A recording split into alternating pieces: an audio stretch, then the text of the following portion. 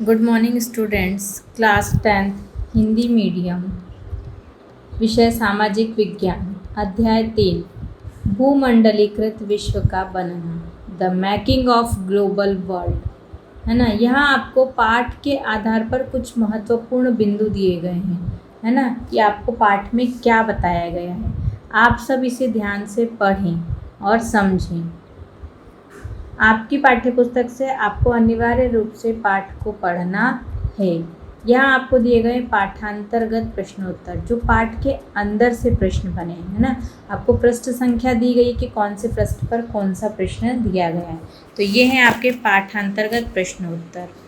अब आगे देखिए, हम पढ़ेंगे पाठांत प्रश्नोत्तर। ध्यान से आप लोग सब अपनी कॉपी में देखिए। पहला प्रश्न दिया गया है आपको, 17वीं सदी से पहले होने वाले आदान प्रदान के दो उदाहरण दीजिए। एक उदाहरण एशिया से और एक उदाहरण अमेरिका महाद्वीपों के बारे में चुनें। उत्तर है आपका, 17वीं सदी से पहले होने वाले आदान प्रदान के उदाहरण निम्नलिखित है। पहला, एशिया, चीन में रेशम मार्ग से आदान प्रदान। 17वीं सदी से पहले दुनिया के दूर दूर स्थित भागों के बीच व्यापारिक और सांस्कृतिक आदान प्रदान सिल्क मार्गों के माध्यम से होता था, जिनमें चीनी पाटरी, कपड़े, मसाले, सोना, चांदी जैसी कीमती धातुएं होती थी। दूसरा दिया है, अमेरिका महाद्वीप से आदान प्रदान। आलू, सोया, मूंगफली, मक्का, टमाटर, मिर्च, शकरकंद इत्यादि खाद्य पदार्थ यूरोप और एशिया में अमेरिका से पहुंचे जब कोलंबस ने अमेरिका की खोज की। प्रश्न नंबर 2 है, बताइए कि पूर्व आधुनिक विश्व में बीमारियों को वैश्विक प्रसार ने अमेरिकी भूभागों के उपनिवेशीकरण में किस प्रकार मदद की। उत्तर है आपका, 16वीं सदी के मध्य तक आते आते पुर्तगाली और स्पेनिश सेनाओं की विजय का सिलसिला शुरू हो चुका था। उन्होंने अमेरिका को उपनिवेश बनाने के लिए सेनाओं की शक्ति के अलावा हथियार के रूप में बीमारियों के कीटाणुओं का प्रयोग किया। चेचक बीमारी के कीटाणु उन्होंने अपने अफसरों के माध्यम से वहां पहुंचाए। लाखों साल से दुनिया के से अलग थलग रहने के कारण अमेरिका के लोगों में चेचक की बीमारी से बचने की रोग प्रतिरोधक क्षमता नहीं थी। फलस्वरूप अमेरिका में यह बीमारी बहुत मारक साबित हुई और पूरे महाद्वीप में बुरी तरह फैल गई। इस बीमारी ने पूरे के पूरे समुदाय को खत्म कर दिया। इस तरह अमेरिकी भूभागों में घुसपैठियों का रास्ता आसान हो गया और उन्होंने अमेरिका में उपनिवेशीकरण स्थापित कर दिया। प्रश्न नंबर 3 दिया गया है आपको, निम्नलिखित के प्रभावों की व्याख्या करते हुए संक्षिप्त टिप्पणियां लिखिए। क दिया है, कॉर्न लॉ के समाप्त करने के बारे में ब्रिटिश सरकार का फैसला।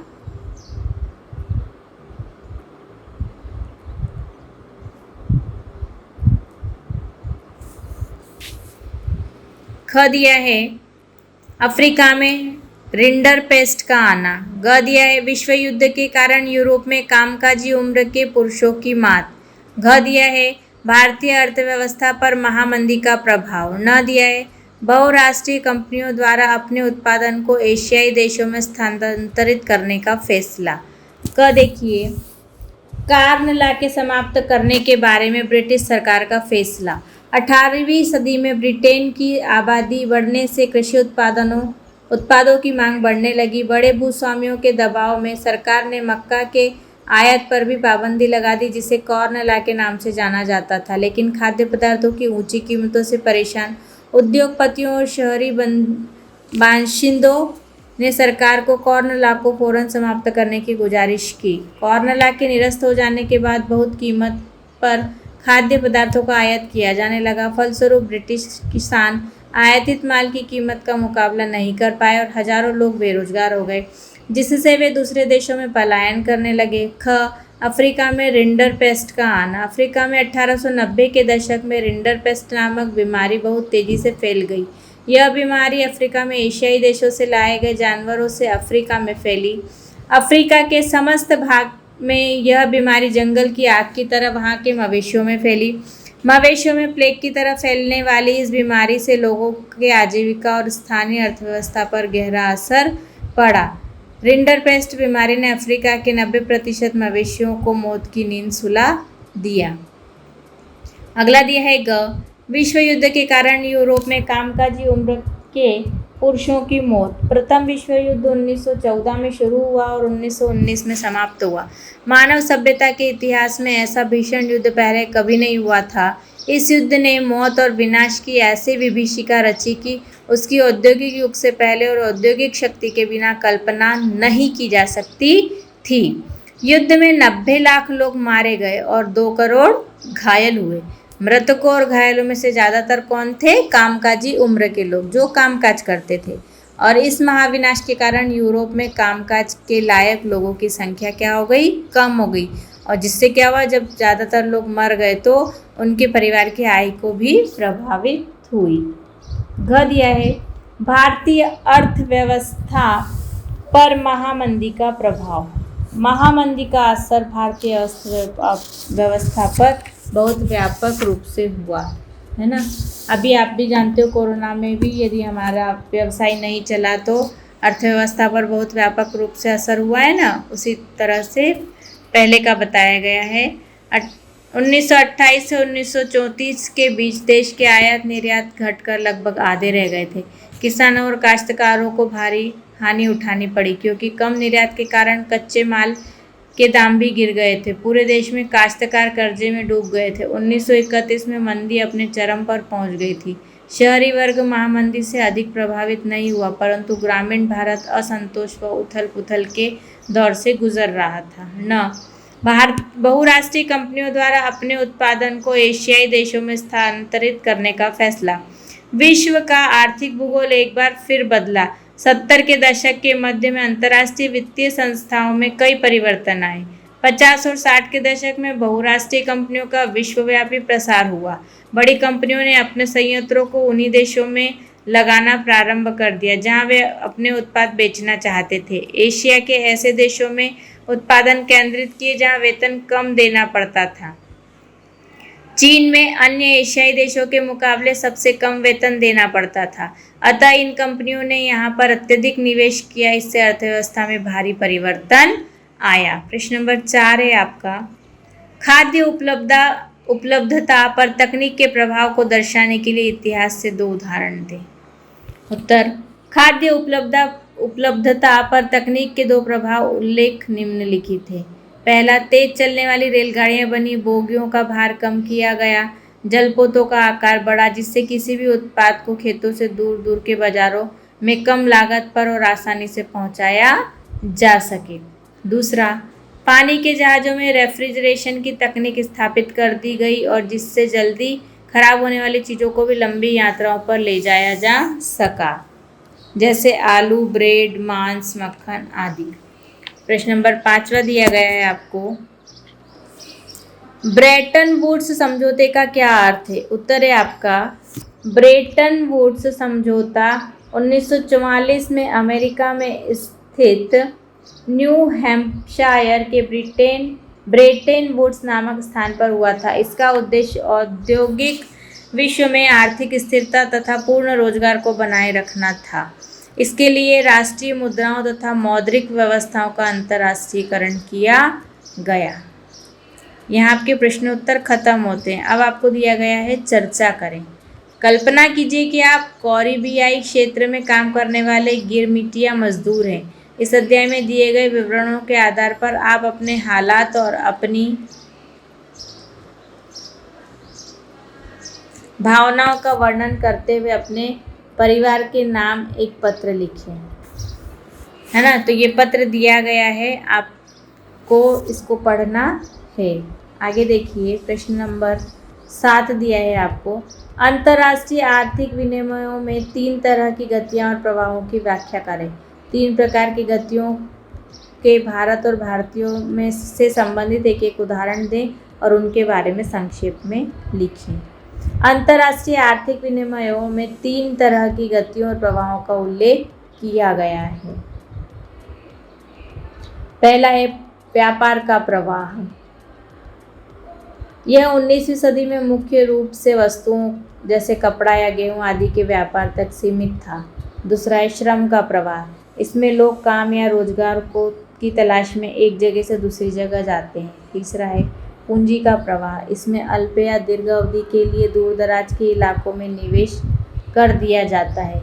अगला है, ये तीनों तरह के प्रवाह एक दूसरे से जुड़े हुए थे और लोगों के जीवन को प्रभावित करते थे। तीनों प्रकार की गतियों के भारत और भारतीयों से संबंधित उदाहरण। पहला, भारत से व्यापार का प्रवाह। प्राचीन काल से ही भारतीयों ने अपने पड़ोसी देशों के साथ व्यापारिक संबंध बनाए रखे थे। भारतीय व्यापारी भारत से कच्चा माल, कपास, मसाले इत्यादि विदेशों में ले जाते थे तथा वहाँ से जरूरी अन्य चीज़ें लेकर आते थे। दूसरा है भारत से श्रम का प्रवाह। श्रम मतलब मेहनत, परिश्रम। बहुत से भारतीय कारीगर, इंजीनियर विदेशी बागानों, खानों, सड़क निर्माण और रेल निर्माण करने विदेशों में जाते थे, है ना। आज भी बहुत सारे लोग जॉब के लिए विदेशों में जाते हैं। अनुबंधित श्रमिक व्यवस्था भी इसी प्रवाह का उदाहरण है। आगे दिया गया है आपको तीसरा, भारत में पूंजी का प्रवाह। भारतीय बैंकरों ने एक देशी व्यवस्था बना ली थी। भारत के कुछ प्रमुख पूंजीपूर्ति थे शिकारीपुरी श्राफ, नट्टू कोट्टई, चेट्टियार और हैदराबादी सिंधी व्यापारी। ये न केवल भारत में ही पूंजी निवेश करते थे बल्कि अफ्रीका, यूरोपीय उपनिवेशों में भी निवेश करते थे। मतलब ये केवल यहाँ भारत में ही अपनी पूंजी नहीं लगाते थे व्यापार में, बल्कि कहाँ भी लगाते थे, अफ्रीका और यूरोप में भी। प्रश्न नंबर 8 है, महामंदी के कारणों की व्याख्या करें। उत्तर, आर्थिक महामंदी की शुरुआत 1929 से हुई। इस महामंदी के प्रमुख कारण निम्नलिखित थे। पहला, कृषि क्षेत्र में अति उत्पादन की समस्या से कृषि उत्पादों की कीमतों में गिरावट आने लगी, जिससे किसानों की आमदनी कम होने लगी। किसान आमदनी बढ़ाने के लिए ज़्यादा माल पैदा करके अपना आय स्तर बनाए रखना चाहते थे, लेकिन बाजार में कृषि उत्पादों की आमद और बढ़ गई और कीमत नीचे चली गई। खरीदारों के अभाव में कृषि उपज सड़ने लगी। दूसरा है, औद्योगिक क्रांति के कारण अमेरिका तथा ब्रिटेन में बड़े पैमाने पर उत्पादन कार्य होने लगा था। 1930 तक तैयार माल का इतना बड़ा भंडार एकत्र हो गया कि उनका कोई खरीदार न रहा। तीसरा है, 1928 के पहले बहुत सारे देशों ने अमेरिका से कर्जे लेकर अपनी निवेश संबंधी ज़रूरतों को पूरा किया था, लेकिन संकट का संकेत मिलते ही अमेरिकी उद्यमियों ने कर्ज बटोरना शुरू किया। जो देश अमेरिकी कर्जे पर ही निर्भर थे, उनके सामने गहरा संकट आ गया। चौथा दिया है, यूरोप के कई बड़े बैंक धराशायी हो गए। अमेरिकी सरकार अपनी अर्थव्यवस्था बचाने के लिए आयातित पदार्थों पर 2 गुना सीमा शुल्क वसूलने लगी, जिससे विश्व व्यापार की कमर ही टूट गई। पांचवा, औद्योगिक देशों में भी मंदी का सबसे बुरा असर अमेरिका को ही झेलना पड़ा। कर्ज न दे पाने व वसूल न कर पाने से अमेरिकी बैंकिंग व्यवस्था धराशायी हो गई। छठा है, निवेश से अपेक्षित लाभ न पा सकने के कारण कर्जे वसूल न कर पाने और जमाकर्ताओं की जमा पूंजी न लौटा पाने के कारण हजारों बैंक दिवालिये हो गए। इस प्रकार विश्व महामंदी की गहरी खाई में गिरता चला गया। प्रश्न नंबर 9 है, G77 देशों से आप क्या समझते हैं? G77 को किस आधार पर ब्रेटन वुड्स की जुड़वां संतानों की प्रक्रिया कहा जा सकता है? उत्तर दिया है आपको, G77 विकासशील देशों का संगठन है। ये मुख्यतः एशिया तथा अफ्रीका के 9 स्वतंत्र राष्ट्र हैं। इन्हें मुख्यतः 20वीं शताब्दी के अंतिम 5-6 दशकों में साम्राज्यवादी देशों से मुक्ति मिली थी। ब्रेटन वुड्स सम्मेलन में अंतर्राष्ट्रीय मुद्रा कोष और विश्व बैंक का जन्म हुआ, जिन पर केवल कुछ शक्तिशाली देशों का ही प्रभुत्व था। उनसे विकासशील देशों को कोई लाभ नहीं हुआ। इसलिए ब्रेटन वुड्स की जुड़वां संतानों विश्व बैंक और अंतर्राष्ट्रीय मुद्रा कोष की प्रतिक्रिया स्वरूप विकासशील देशों ने G77 नामक संगठन बनाकर नई आर्थिक प्रणाली की मांग की ताकि उनके उद्देश्य पूरे हो सके। उनके प्रमुख उद्देश्य निम्न थे: अपने संसाधनों पर उनका पूरा नियंत्रण हो, कच्चे माल के सही दाम मिले, अपने तैयार माल को विकासशील देशों के बाजार में बेचने के लिए बेहतर पहुंच मिले। आगे दिया है आपको परियोजना कार्य, है ना, ये आपको स्वयं करना है। परियोजना जानते हो ना क्या होता है? देखिए प्रश्न, 19वीं सदी के दौरान दक्षिण अफ्रीका में स्वर्ण हीरा खनन के बारे में जानकारी इकट्ठा करें। सोना और हीरा कंपनियों पर किसका नियंत्रण? खनिक लोग कौन थे और उनका जीवन कैसा था? जिसको आप प्रोजेक्ट कहते हैं ना, है ना, ये क्या है? परियोजना कार्य। उत्तर देखिए, 19वीं सदी के दौरान दक्षिण अफ्रीका के जोहान्सबर्ग में स्वर्ण और किम्बरले में हीरा खोजा गया। इसके लिए ब्रिटेन, फ्रांस जैसे बड़े यूरोपीय देशों ने अपने अपने खोजी दलों को वहां भेजा। यूरोप के लोग मौत की आशंका व रास्ते की कठिनाइयों के बावजूद उस इलाके की ओर दौड़ पड़े। बाद में इन्होंने अफ्रीका के विभिन्न नक्शे बनाकर अफ्रीका का बंटवारा किया, जिसे अफ्रीका के कागजी बंटवारे के नाम से जाना जाता है।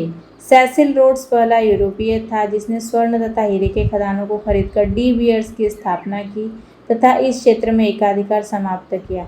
आज भी डी बीयर्स विश्व की सबसे बड़ी हीरा उत्पादक कंपनी है। तीसरा, अफ्रीका के खदानों पर ज़्यादातर ब्रिटेन व फ्रांस की कंपनियों का नियंत्रण था, क्योंकि बड़ी संख्या में श्वेत अप्रवासी भारी मुनाफे की अभिलाषा में यहाँ बस गए थे। चौथा, इन खदानों में कार्य करने वाले खनिक ज़्यादातर अफ्रीकी होते थे। इनकी स्थिति बड़ी दयनीय थी, उनसे अत्यधिक कार्य लिया जाता था, इनको बाड़ों में बंद कर दिया जाता था, इनको खुलेआम घूमने फिरने की मनाही थी। यदि कोई मजदूर भागने का प्रयास करता तो उसे पकड़ लिया जाता था तथा उसे कठोर दंड दिया जाता था। यहाँ आपका पाठ समाप्त होता है। आप लोग अपनी फेयर कॉपी में लिखेंगे और याद करेंगे। धन्यवाद।